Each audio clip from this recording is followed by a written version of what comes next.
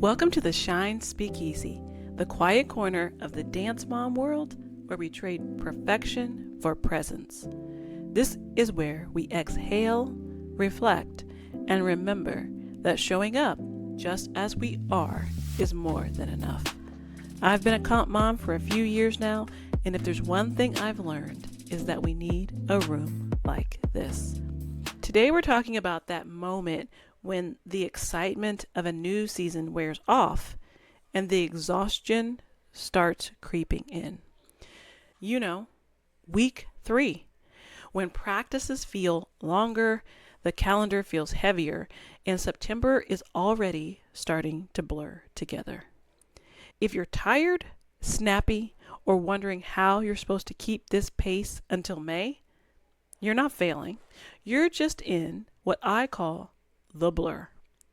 And in this episode, we'll break down why the blur shows up, how it turns into overwhelm, and most importantly, how to reset and reframe it so it makes you stronger instead of running you down. Here's the thing about week 3. The blur creeps in. Week 1 feels electric. New shoes, new classes, the excitement of fresh choreography. Your dancer bounces into the studio, you're snapping pictures, and it feels like a new adventure. Week 2, busy, but still manageable. The schedule is fuller, but the energy is holding. You're still telling yourself, okay, I got this. But then week 3 hits. And suddenly it feels different. The adrenaline is gone. The laundry piles look taller. The practices feel longer. The car rides drag on, and you're sitting there thinking, wait, this is the pace we're supposed to keep until May? That creeping grayness, that foggy feeling of exhaustion, even when you're doing all the right things, that's the blur. And it's not proof you're failing. It's proof you're human. The blur always shows up around now, and it's normal. When I first noticed the blur creeping in, it was in the car, picking the kids up, heading over to the studio, getting ready for an evening of dance. Yes, I'm doing all the right things. I've got all the things I need, but it just feels extra heavy. It feels exhausting. It feels as though you can't seem to figure out how you're going to do this day after day. So it's a feeling that can sneak up on you, or at least in my case, snuck up on me relatively quickly. And that moment is a real feeling. What I realized in the moment is that what we're feeling right now isn't just tiredness. There's tiredness there. That is true. That does exist. We're getting used to new schedules, but it's what I call transition fatigue. So imagine you've just gone from an open wide pace of summer into the non-stop motion of school and dance. Your body and your brain are still trying to recalibrate, but the calendar doesn't stop and wait for us. It's like slamming our foot on the gas while the car is still shifting gears. And of course, it feels jerky. Of course, it feels harder than we thought it would be. Transition fatigue can show up as brain fog, snapping at little things, or feeling like small mistakes are big disasters. It's our body's way of saying, hold up, I'm still catching up. And that's perfectly fine. We need to give ourselves that time to make that transition without it overwhelming us and fatiguing us. And here's the truth.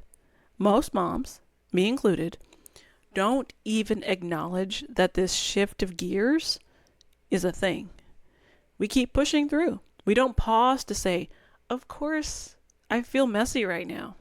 I went from 0 to 60. But that's exactly what deserves to be honored. Because when you ignore the blur, it becomes overwhelm. And when you name it, it takes the power away. When I acknowledge that shift takes place, when I acknowledge that I'm processing through the shift, there's a bit more grace that I can have with myself. and maybe you could have with yourself as well. So if the blur is here and we know it's real and it's normal, what do we do about it? Most of us default to thinking we need to push harder. If I just organize better, if I just get stricter about routines, or if I just hustle more, then I won't feel so behind. But week 3 isn't a sign to do more. It's actually just a checkpoint. The blur is here to tell you to pause, to reset, and most importantly, to simplify. Because the goal right now isn't perfection. The goal is steadiness. Reset doesn't have to feel big or be dramatic. In fact, I think it works best when it's small. Declaring Tuesdays as taco night, so dinner is on autopilot. Keeping a snack stash in the car so you're not scrambling on the way to practice. Doing one simple load of laundry a day instead of letting it pile up into a mountain. I've been implementing the laundry and the dishes this week. That's my simple, steady goal. We eat immediately. If it's just a fork and a knife, I'm washing that right away. One simple thing. It could also be something as tiny as setting digital reminders so you don't have to carry it all in your brain. Those tiny resets give you back breathing room. And breathing room is what keeps the blur from snowballing into overwhelm. Instead of asking, how do I do it all? Ask, what's one thing I can reset right now that will make this week feel lighter? Once you've given yourself permission to reset, to drop the pressure of perfect and choose something small that brings relief, the next step is deciding how you're going to carry that mindset forward. Because the truth is, the blur doesn't disappear just because you added taco night or stashed snacks in the car. It's part of the rhythm of the season. It's going to circle back again and again. And this is where overwhelm sneaks in. You start looking at the calendar and suddenly it feels like everything is colliding at once. School events, dance rehearsals, sibling activities, even the extra commitments you forgot were coming. Everything new that pops up feels like a pile on.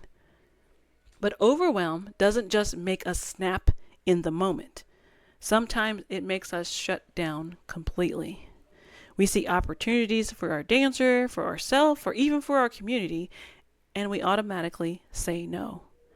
Not because we don't want them, but because we're afraid of tipping over. Maybe it's an optional convention, a masterclass, or a team outing. Maybe it's a birthday party or a gathering with family. It could be volunteering at school or with the team. We look at the time commitment, a whole weekend, a 3-hour block, a 2-hour shift, and we think, I can't do that, so we shut it down. But here's the shift. Showing up doesn't have to be all or nothing. You don't have to be everywhere doing everything. You also don't have to avoid it all. The question becomes, what's realistic for me right now? Could we pick one workshop instead of 3? Could I stay for an hour at the gathering instead of for the whole night? Could I cover 45 minutes of that shift instead of 2 hours? Those small yeses still matter. They count. And when you approach opportunities that way, you honor your bandwidth and you keep yourself and your dancer connected to the things that matter most without letting the blur make the decision for you. This is how the blur can become your teacher. It reminds you that steadiness matters more than perfection, and clarity beats fear every time. So here's what I want you to remember. The blur doesn't mean you're broken. It means you're becoming.